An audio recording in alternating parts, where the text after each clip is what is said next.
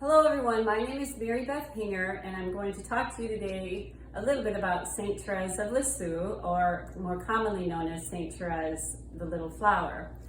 One of the most important things about Saint Therese is her spirituality of her little way.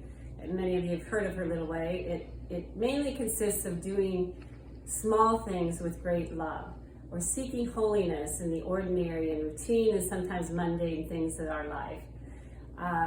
One of the things we have to remember is that Saint Therese lived in a Carmelite cloistered convent, so she really didn't step a foot outside, and her community was her life.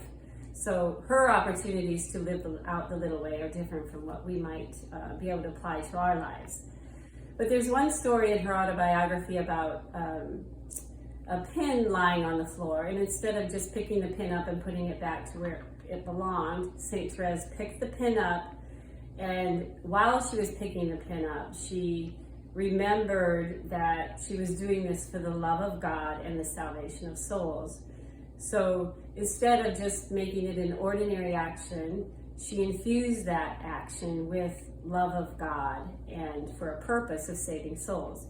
And so we might ask ourselves, how do we do that? How would we apply that to our daily lives?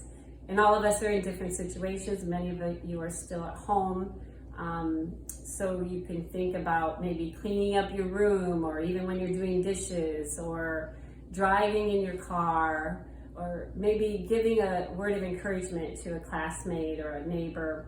Little things like that, but doing that with intentionality, doing it with a love and a gratefulness to God. And in that, also saving souls, keeping in mind that you're doing this to save souls through the love of God. By doing this, it's a very transformative way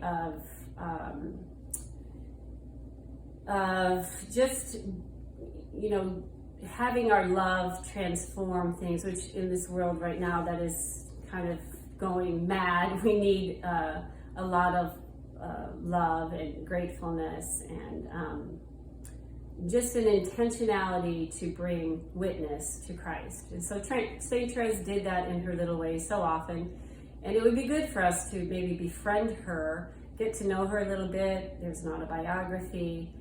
There's a great cloud of witnesses that are in heaven, and ready to help us out at any time. But the other thing I wanted to bring up about Saint Therese is she is the patroness of worldwide missions. And all of us are on mission, all of us are missionaries, and all of us are called to have a missionary heart. So it's not the legs that make a missionary, it's really the heart of a missionary.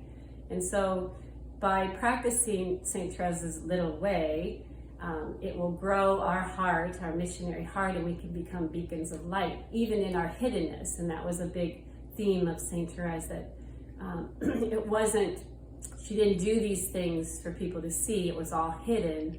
Only by God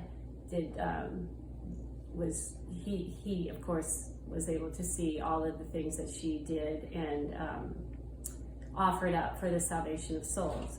So we ask for her intercession, and we ask for her assistance as we carry on our way on our missions in life.